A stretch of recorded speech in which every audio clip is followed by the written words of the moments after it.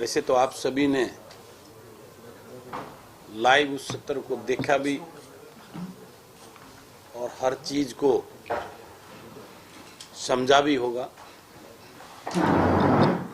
कि जिस प्रकार से इस 2 दिन के विधानसभा सत्र में एक, मैं उसको ड्रामा कहूंगा, वो ड्रामा वहां चला और लगभग मैं ये मानता हूं 2 दिन के सत्र का आधा समय और उसी में उसको खराब करने का काम किया सत्ता पक्ष और विपक्ष के द्वारा। आज प्रदेश के लोगों के लिए सबसे बड़ा अहम मुद्दा 3 इन कृषि कानून के ऊपर बनता था, जिसके ऊपर विधानसभा में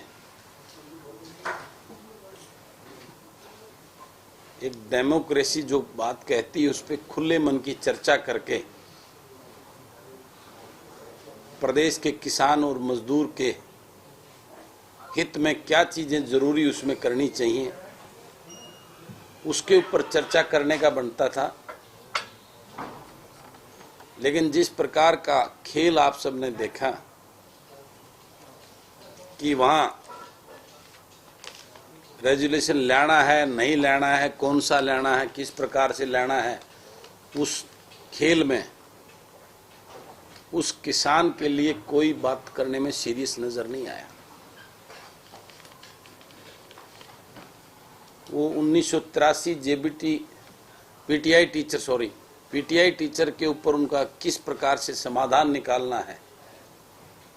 उसके ऊपर कोई चर्चा करना उचित नहीं समझा।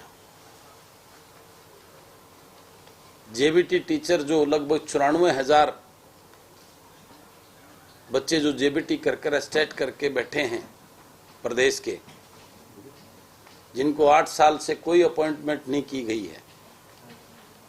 उन बच्चों के, उन युवाओं के रोजगार के, उनके भविष्य के लिए जो चर्चा करनी चाहिए थी,